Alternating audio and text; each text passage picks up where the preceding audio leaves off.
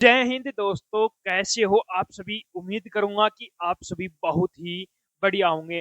तो RRB paramedical result को लेकर बहुत से बच्चे वेट कर रहे हैं कि सर इसका रिजल्ट है वो कब तक आएगा। जिन बच्चों ने एग्जाम दिया वो अब टेंशन में आए हुए हैं कि सर इसका रिजल्ट है वो कब तक आने वाला है, क्या हमें नॉर्मलाइजेशन में फायदा देखने को मिलने वाला है, और जो एक पोस्ट वाइज अपनी जो सटीक कट ऑफ है वो क्या रहने वाली है। तो पूरी डिटेल से इस वीडियो में हम बातें करने वाले हैं, तो वीडियो में लास्ट तक जरूर बने रहना।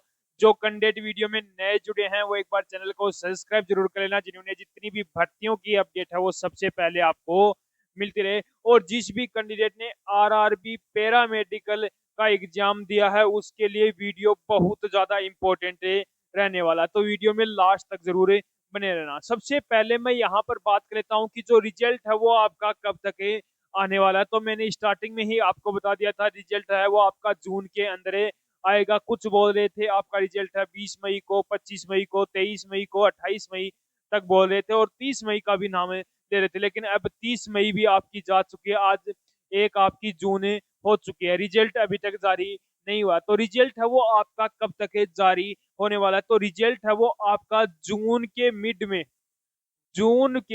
में आपका जो रिजल्ट है वो जारी हो जाएगा, यानी कि 10 जून से लेकर आपके 20 जून के बीच में जो रिजल्ट है वो आपका जारी हो जाएगा। इस डेट को आपका रिजल्ट का जारी होने के 99% चांस है कि रिजल्ट है वो आपका 10 जून से 20 जून के बीच में जारी हो जाएगा। ठीक है, उसके बाद में बात करूं जो फाइनल रिजल्ट है वो कब तक जारी होगा। तो फाइनल रिजल्ट है वो जुलाई या अगस्त में, जुलाई या अगस्त 2025 के अंदर जो फाइनल जो रिजल्ट है वो आपका जारी होने वाला है। ठीक है, उसके बाद में बात करूं टोटल फॉर्म कितने अप्लाई हुए थे, यानी कि कितने बच्चों ने फॉर्म अप्लाई किया था। तो लगभग आपके 6,90,000 बच्चों ने किया था यहाँ पर फॉर्म अप्लाई किया था। 6,90,000, 6,90,000 बच्चों ने क्या किया था, फॉर्म में अप्लाई किया था। अब ये तो है नहीं कि 6,90,000 के बच्चे ही क्या दे एग्जाम देने चले जाएं। कुछ बच्चे एग्जाम नहीं भी दे पाते हैं। वो कितने बच्चों ने एग्जाम दिया था, वो एग्जाम दिया था 5,15,000 बच्चों ने, 5,15,000 बच्चों ने ही यहाँ पर क्या दिया था, एग्जाम दिया था। अब इनमें से भी ये नहीं है कि 5 लाख बच्चे ही क्या हैं जो आरआरबी पैरामेडिकल भर्ती को लेकर सीरियस है। इसके कुछ परसेंट ही बच्चे हैं जो इन भर्ती को लेकर सीरियस रहे होंगे, उन्होंने अच्छी खासी तैयारी की होगी। उसमें से कुछ परसेंट बच्चे हैं, उन्हीं का ही यहाँ पर क्या रहने वाला, सिलेक्शन होने वाला है। अब मैं बात कर लेता हूँ कि नॉर्मलाइजेशन में कितने मार्क्स तक का आपको फायदा देखने को मिलने वाला है। तो नॉर्मलाइजेशन में आपको कुछ शिफ्टों के अंदर 8 से 10 मार्क्स तक का आपको फायदा देखने को मिलेगा। 8 से 10 मार्क्स तक का फायदा आपको देखने को मिलने वाला है। अब कुछ शिफ्ट ऐसी हैं जिनके अंदर 4 से 7 मार्क्स तक का भी आपको फायदा देखने को मिलेगा। कौन सी हैं, जो है आपकी 28 अप्रैल की जो आपकी सेकंड शिफ्ट हो गई, 28 अप्रैल की सेकंड शिफ्ट हो गई, 29 अप्रैल की आपकी जो फर्स्ट शिफ्ट हो गई, और 30 अप्रैल की है वो आपकी फर्स्ट और सेकंड शिफ्ट। यदि आपने इन शिफ्टों के अंदर यदि आपने एग्जाम दिया है तो आपको 4 से 7 मार्क्स तक का नॉर्मलाइजेशन में फायदा देखने को मिलने वाला है। और जिस इनके अलावा जिन शिफ्टों में एग्जाम दिया है तो उन कैंडिडेट को 8 से 10 मार्क्स तक का भी आपको फायदा देखने को मिलने वाला है। अब आप मुझे एक बार कमेंट करके जरूर बताना कि आपने कौन सी शिफ्ट के अंदर एग्जाम दिया है, उसका मैं बहुत जल्द ही रिप्लाई करने वाला हूं। अब हम बात कर लेते हैं जो आपकी पोस्ट वाइज जो सटीक कट ऑफ है क्या रहने वाली है, उस पर बातें करते हैं। सबसे पहले यहाँ पर मैं बात कर लेता हूँ नर्सिंग सुपरिटेंडेंट की, जिसकी आपकी अच्छी खासी वैकेंसी है। 713 इसके अंदर आपकी टोटल वैकेंसी है। बात करूं यहाँ पर 713 वैकेंसी है तो कितने फॉर्म अप्लाई किए हुए थे।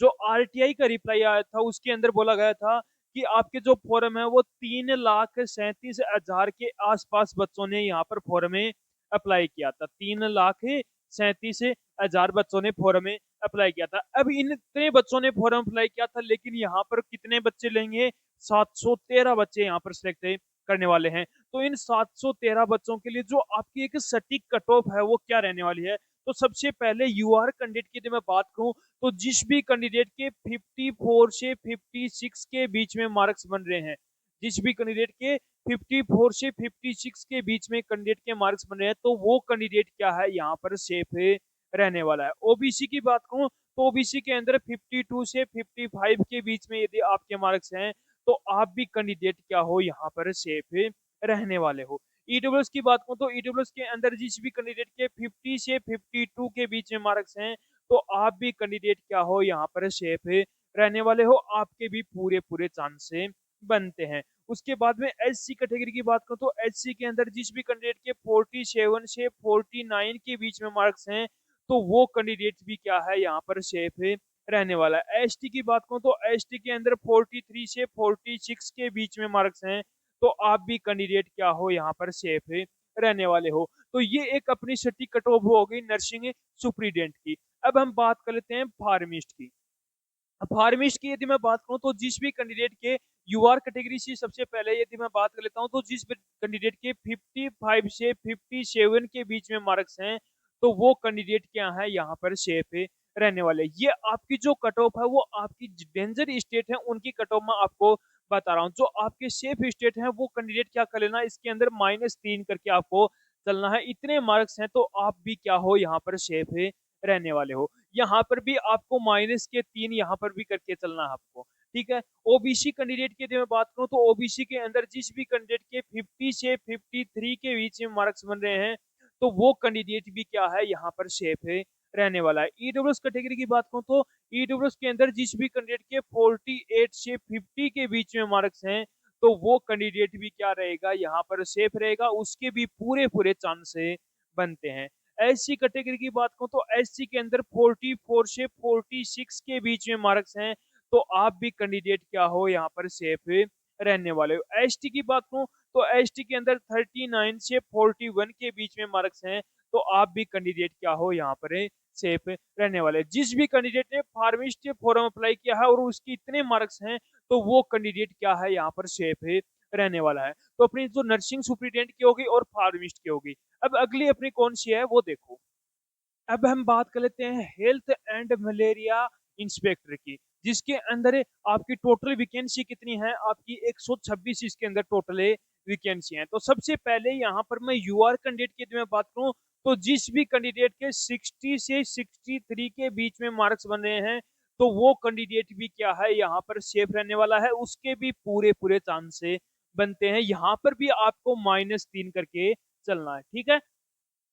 ओबीसी की बात करूं तो ओबीसी के अंदर जिस भी कैंडिडेट के 57 से 60 के बीच में मार्क्स बन रहे हैं, तो वो कैंडिडेट भी क्या है यहाँ पर सेफ रहने वाला है, उसके भी पूरे पूरे चांस बनते हैं। उसके बाद में ईडब्ल्यूएस कैटेगरी की बात करूं तो ईडब्ल्यूएस के अंदर 54 से 56 के बीच में मार्क्स हैं, तो वो कैंडिडेट भी क्या है यहाँ पर सेफ रहने वाला है, उसके भी पूरे पूरे चांस बनते हैं।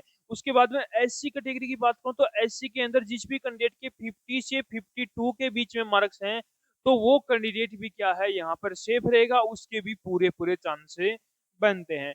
एसटी कैटेगरी की बात करूं तो एसटी के अंदर जिस भी कैंडिडेट के 46 से 48 के बीच में मार्क्स हैं, तो वो कैंडिडेट भी क्या रहने वाला है यहाँ पर सेफ रहने वाला है। तो मैंने आपको नर्सिंग सुप्रीडेंट की बता दी, फार्मिस्ट की बता दी, हेल्थ एंड मलेरिया इंस्पेक्टर की मैंने आपको बता दिया है। अभी इसके अलावा जो आपकी और बच गई, जैसे कि आपकी लैब सुप्रीडेंट ग्रेड 3 हो गई, रेडियोग्राफर होगी, लैब असिस्टेंट सेकंड हो गई आपकी, और ईसीजी टेक्नीशियन हो गई, फील्ड वर्कर की होगी। इनकी यदि मैं कट ऑफ की बात करूं तो सबसे पहले मैं यहाँ पर यूआर कैंडिडेट की यदि मैं बात करूं तो जिस भी कैंडिडेट के 67 से 70 के बीच में मार्क्स हैं, तो वो कैंडिडेट भी क्या है यहाँ पर सेफ रहने वाला है, उसके भी पूरे पूरे चांस बनते हैं।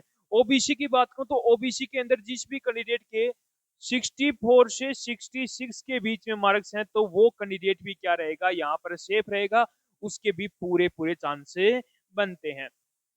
ईडब्ल्यूएस कैटेगरी की यदि मैं बात करूं तो ईडब्ल्यूएस के अंदर जिस भी कैंडिडेट के 61 से 63 के बीच में मार्क्स हैं, तो वो कैंडिडेट भी क्या है यहाँ पर सेफ रहेगा, उसके भी पूरे पूरे चांस बनते हैं। एससी कैटेगरी की बात करूं तो एससी के अंदर 55 से 57 के बीच में मार्क्स हैं, तो आप भी कैंडिडेट क्या हो यहाँ पर सेफ रहोगे, और आपके भी पूरे पूरे चांस बनते हैं। एसटी कैटेगरी की बात करूँ तो एसटी के अंदर जिस भी कैंडिडेट के 49 से 51 के बीच में मार्क्स हैं, तो वो कैंडिडेट भी क्या है यहाँ पर सेफ रहेगा, उसके भी पूरे-पूरे चांसेस बनते हैं। तो ये हो गई अपनी जो लैब सुपरिटेंडेंट ग्रेड 3 हो गई, रेडियोग्राफर हो गया, लैब असिस्टेंट ग्रेड 2 हो गई, आपकी ईसीजी टेक्नीशियन की हो गई और जो फील्ड वर्कर की होगी, उनकी कट ऑफ यानी कि जो इनके अलावा नर्सिंग सुपरिटेंडेंट, फार्मिस्ट और हेल्थ एंड इनके अलावा जो और पोस्ट की बच गई, उनके अंदर यदि आपके इतने मार्क्स बन रहे हैं तो आप भी कैंडिडेट क्या हो यहाँ पर सेफ रहने वाले हो, आपके भी पूरे-पूरे चांसेस